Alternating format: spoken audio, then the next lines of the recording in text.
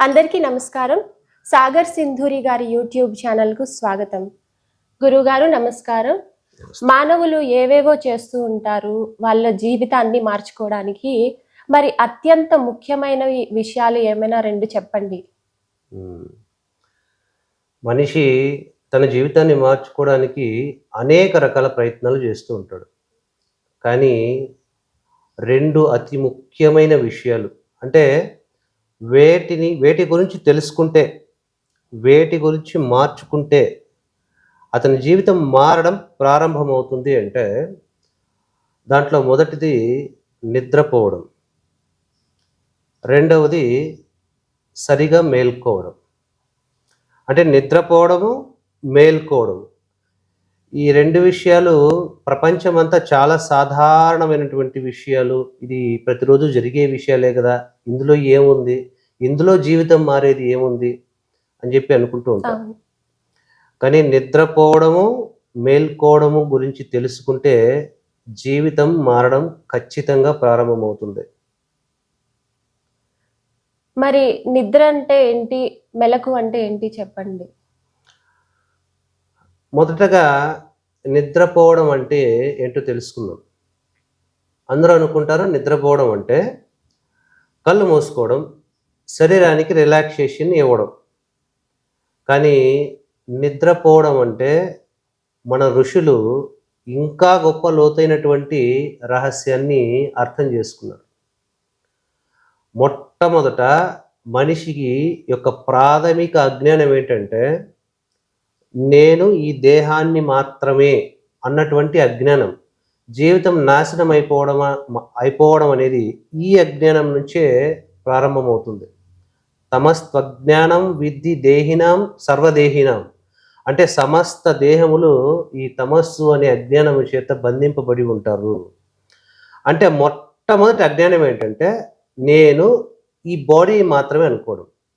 కానీ ఉపనిషత్తులు, ఋషులు సత్యం ఏం చెబుతుందంటే నేను ఆత్మస్వరూపుణ్ణి, నాకు 5 దేహాలు ఉన్నాయి. అంటే మనకు 5 బాడీస్ ఉంటాయి ఎప్పుడు కూడా. ఈ 5 శరీరాలను కలిపి దాంట్లో ఉన్నటువంటి ఆత్మను కలిపి నేను అంటున్నాను. ఇక్కడ నిద్రపోవడం అంటే ఏంటంటే మన యొక్క చైతన్యము అంటే కాన్షియస్నెస్. ఈ కాన్షియస్నెస్ అంటే దేన్నైనా తెలుసుకునే శక్తి. ఈ చైతన్యం అనేది బాహ్యము నుంచి మెల్లగా తన ఆత్మలోకి లయం అయిపోతూ ఉంటుంది. అంటే చూడండి, మనకు 5 శరీరాలు ఉన్నాయి. అన్నమయ కోశం, ప్రాణమయ కోశం, మనోమయ కోశం, విజ్ఞానమయ కోశం, ఆనందమయ కోశం. ఈ 5 శరీరాల్లో కాన్షియస్ ఎనర్జీ ఉంటేనే అవన్నీ పనిచేస్తాయి. నిద్రపోవడం అంటే ఏంటంటే మెల్లగా ఈ భౌతిక శరీరం నుంచి ప్రాణమయ కోశానికి, ప్రాణమయ కోశం నుంచి విజ్ఞానమయ కోశం, మనోమయ కోశానికి, మనోమయ కోశం నుంచి విజ్ఞానమయ కోశానికి, విజ్ఞానమయ కోశం నుంచి ఆనందమయ కోశానికి, ఆనందమయ కోశం నుంచి ఆత్మలోకి చైతన్యం అనేది, కాన్షియస్ ఎనర్జీ అనేది విత్డ్రా అయిపోతూ ఉంటుంది. ఉపసంహరించుకుని తన స్వస్థానమైనటువంటి ఆత్మలో లయం అయిపోతుంది. చూడండి, నిద్రపోవడం అంటే మొదట ఫిజికల్ బాడీని రిలాక్స్ చేస్తాం, తర్వాత లోపల ఉన్న ప్రాణం రిలాక్స్ అవుతుంది, తర్వాత మనస్సు రిలాక్స్ అవుతుంది, బుద్ధి రిలాక్స్ అవుతుంది, తర్వాత మెల్లగా నిద్రలోకి జారుకొని తానెవరో కూడా తాను మర్చిపోతాడు. అంటే ఏమి, చైతన్యం పూర్తిగా, స్పృహ అనేది పూర్తిగా ఆత్మలో లయం అయిపోతుంది. మేల్కోవడం అంటే ఏంటంటే మళ్ళీ ఈ యొక్క చైతన్యము ఆత్మ నుంచి మొదట ఆనందమయ కోశానికి, అంటే మొట్టమొదట గుర్తింపు, అహంకారం అనే గుర్తింపు, నేను ఫలానావాన్ని అని గుర్తింపు వస్తుంది.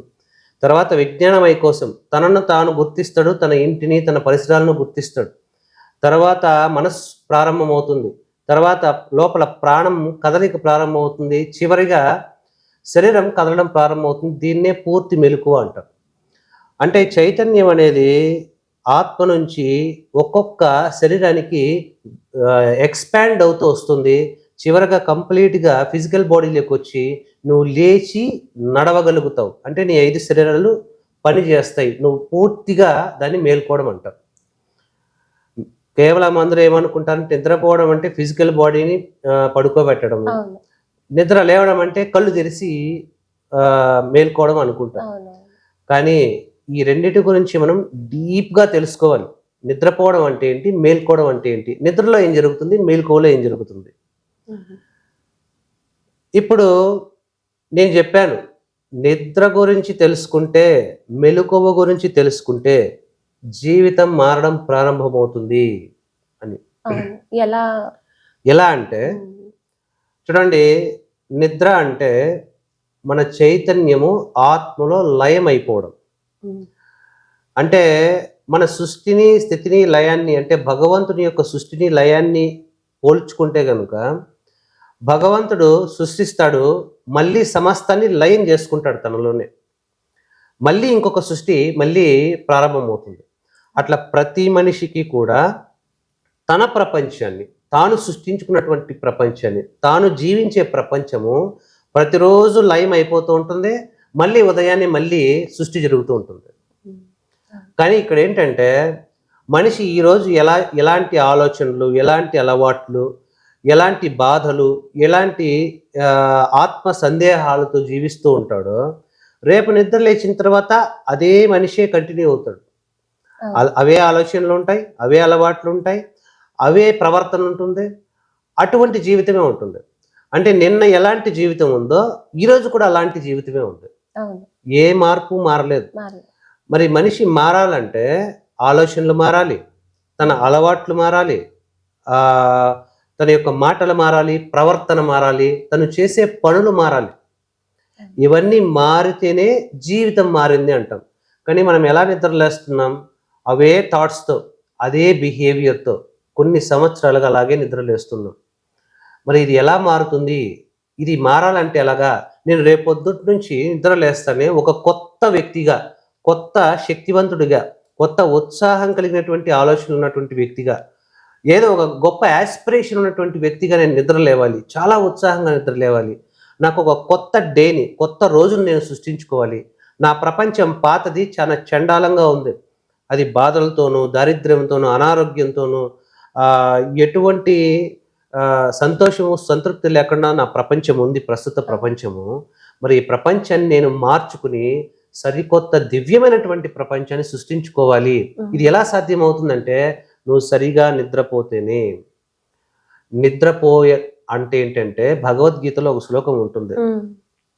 భగవద్గీతలో నిద్ర గురించి, మరణం గురించి ఒక శ్లోకం ఉంటుంది. ఇక్కడ నిద్రపోవడం అంటే ఒక చిన్న మరణం లాంటిదే, పూర్తిగా లయమైపోవడం. మేల్కోవడం అంటే మళ్ళీ పునర్జన్మించడం లాంటిదే. భగవద్గీతలో ఎం వాపి స్మరన్ భావం త్యజత్యంతే కళేవరం తం తమేవైతి కౌంతేయ సదా తద్భావ భావిత. అంటే ఏంటంటే దేహాన్ని వదిలేసేటప్పుడు, మరణ సమయంలో ఎలాంటి ఆలోచనలతో, ఎలాంటి సంస్కారాలతో, దేని గురించి ఎక్కువగా ఆలోచిస్తూ మనిషి దేహాన్ని వదిలేస్తాడో తరువాతి జన్మ అలాంటి సంస్కారాలు, అలాంటి అలవాట్లు, అలాంటి ఆలోచన విధానాలు ఉన్నటువంటి జన్మనే లభిస్తుంది అని ఒక అద్భుతమైనటువంటి శ్లోకం ఉంది. అంటే మనం నిద్రపోయే ముందు, అంటే ఇక్కడ మరణించే ముందు ఎలాంటి భావాలు కలిగి ఉంటామో, ఒకవేళ దుఃఖము, హేయమైనటువంటి భావాలు, ఇలాంటివి, భయము, ఇలాంటి భావాలు ఉంటే తర్వాతి ఉత్తర జన్మ కూడా అలాంటిదే, ఒక కీటకంగానో, పశుపక్షాదులుగానో, ఇలాంటి ఎప్పుడు భయంతోనూ అల్లాడిపోయే జీవితం లభిస్తుంది. ఇక్కడ ఈరోజు మనం మన ప్రపంచాన్ని లయం చేసుకుంటున్నాం, మనం తాత్కాలిక మరణాన్ని పొందుతున్నాం. మరి మరణించే ముందు, అంటే నిద్రలోకి వెళ్ళే ముందు, లయం చేసుకునే ముందు మనం ఎటువంటి ఆలోచనలు, అంటే పరమ పవిత్రమైనటువంటి ఆలోచనలతో మనము నిద్రలోకి వెళ్ళాలి. అంటే నేను సర్వశక్తివంతుణ్ణి, నేను ఈ యొక్క దేహాన్ని కాదు, నేను ఈ 5 దేహాలను నియంత్రించే పరమాత్మ స్వరూపాన్ని, నేను సర్వశక్తివంతుణ్ణి, నేను దేన్నైనా సాధిస్తాను, నా భవిష్యత్తు పరమాద్భుతంగా ఉంటుంది, నేను రేపటి నుంచి అత్యంత ఉత్సాహంగా పనిచేస్తాను, నా యొక్క ప్రతి లక్ష్యాన్ని నేను నెరవేరుస్తాను, నా జీవితాన్ని 10 మందికి ఉపయోగపడేలాగా నేను తీర్చిదిద్దుకుంటాను, నా రేపటి యొక్క సృష్టి చాలా పరమోత్కృష్టంగా ఉండబోతుంది, నేను పరమ శక్తివంతునిగా ఉంటాను అనుకుంటూ, స్మరణ చేస్తూ, ఒక దివ్యమైన ప్రపంచాన్ని, జీవితాన్ని ఊహించుకుంటూ నువ్వు నిద్రలోకి జారుకుంటే కనుక నీ యొక్క తర్వాతి సృష్టి అంటే రేపటి మెలకువ కూడా అదే పాయింట్ నుంచి ప్రారంభమవుతుంది. అంటే నువ్వు ఎక్కడ నిలుపుతావో నీ ప్రయాణం మళ్ళీ అక్కడి నుంచే ప్రారంభమవుతుంది. కానీ ఎలా నిద్రపోతుందా మనము? ప్రతి ఒక్కళ్ళు రాత్రి 12-1 గంట వరకు మొబైల్ స్క్రీన్ చూసుకుంటూ భయంకరమైనటువంటి వీడియోలు చూసుకుంటూ లేదా హింసాత్మకమైనవి మనసును కల్లోలపరిచేవి అనేక బాధలను స్మరించుకుంటూ రేపు ఎలా ఉండబోతుందో ఎంత భయంకరంగా ఉండబోతుందో అనుకుంటూ నిజానికి రేపు సృష్టించుకునే ప్రపంచానికి కావాల్సిన రా మెటీరియల్ని సర్వనాశనం చేసుకుంటూ ఉంటారు. నువ్వు ఎంత దివ్య భావాలతో ఎంత పరమ ప్రశాంతతతో నువ్వు నిద్రపోతావో నీ రేపటి మెలకువ అంటే రేపటి సృష్టి అంత ప్రకాశవంతంగా జరుగుతుంది. కాబట్టి నిద్రపోయే ముందు యోగ నిద్ర అంటే శవాసనంలో పడుకొని ప్రశాంతంగా ప్రతి ఒక్క శరీర భాగాల్ని అలాగా రిలాక్సేషన్ చేస్తూ మంచి భావాలతో భగవంతుని స్మరించుకుంటూ ఆయన చెప్పారు, ప్రతి చేష్టలో కూడా ప్రతి కర్మలో కూడా నన్నే స్మరిస్తూ కర్మ చెయ్యి. కాబట్టి సర్వకాల సర్వావస్థలు యందు నిద్రపోయేది కూడా ఒక కర్మనే, చాలా గొప్ప కర్మ ఇది. నీ రేపటి భవిష్యత్తు నిర్మించుకోవడానికి దివ్యమైన కర్మ ఇది, చాలా ముఖ్యమైన కర్మ. మరి ఇటువంటి ముఖ్యమైనటువంటి కర్మ యందు కూడా భగవంతుని స్మరణతోనో దివ్య స్మరణతోనో మనం నిద్రలోకి వెళ్ళాల్సి ఉంటుంది. ఇక మేల్కోవడం అనేది, మేల్కోవడం అంటే కేవలం శరీరాన్ని లేపడం కాదు. శరీరము యాక్టివేషన్లో ఉండాలి, ప్రాణము 72,000 నాడుల్లోనూ ప్రవహించాలి సవ్యంగా. నీ కాళ్ళల్లోకి చేతుల్లోకి ప్రాణం ప్రవహించలేకపోతే నీ కాళ్ళు లేచి నిలబడలేవు. నీ తలలోకి సరిగా ప్రాణం ప్రవహించలేకపోతే నీ తలలో ఉన్న ఏ అవయవము పనిచేయదు. అలాగే నీ మనస్సులోకి చైతన్యం ప్రవహించకపోతే మనస్సు గందరగోళం అయిపోతుంది, ఏం ఆలోచించలేవు నువ్వు. నీ బుద్ధిలోకి చైతన్యం సరిగా ప్రవహించకపోతే నీ బుద్ధి సరైన నిర్ణయాలు తీసుకోలేదు అంటే జీవితం ఎప్పుడూ కూడా గందరగోళంగానే ఉంటుంది.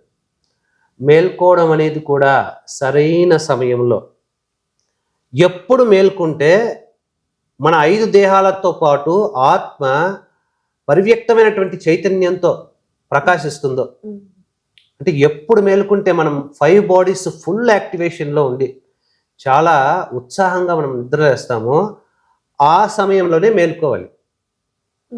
అంటే ఉదయం మేల్కోవడానికి ఈ యొక్క విశ్వము సృష్టించినటువంటి ఒక సమయం ఉంది. ఆ సమయంలో మేల్కుంటేనే ఆ మెలుకు అనేది సరిగ్గా జరుగుతుంది. మేల్కునే ముందు, మేల్కొన్న తర్వాత నువ్వు మొదటి ఆలోచన ఖచ్చితంగా ఏది వస్తుందంటే, నువ్వు రాత్రి ఏ భావం అయితే ఆలోచిస్తూ నిద్రపోయి ఉంటావో అలాంటి ఫ్రీక్వెన్సీతోనే మనం నిద్రలేస్తాం. అంటే అదే ఉత్సాహంతో నిద్రలేస్తాం, అదే థాట్ ఫ్రీక్వెన్సీతో నిద్రలేస్తాం. కాబట్టి నిద్ర లేచిన తర్వాత మొదటి ఆలోచన అనేది కూడా చాలా జాగ్రత్తగా చేయాలి. ఇదంతా మన లైఫ్ని కన్స్ట్రక్టివ్గా చేసుకోవడానికి చేయాలి. కాబట్టి ఇది మనం నిద్ర లేవడము, మేల్కోవడం. ఎంతమంది ఈ విధంగా నిద్ర లేస్తున్నారు, మేల్కుంటున్నారు? ప్రపంచంలో దాదాపుగా ఈ నిద్రపోవడము మేల్కోవడం అనే దాని గురించి ఎవరికీ సరిగా తెలియదు. కానీ నేను చెప్పినట్టు నువ్వు నిద్రపోయినా, నేను చెప్పినట్టు నువ్వు మేల్కున్నా, నీ జీవితం ఆ క్షణం నుంచే, ఆ రోజు నుంచే గొప్ప పరివర్తన తీసుకుంటుంది.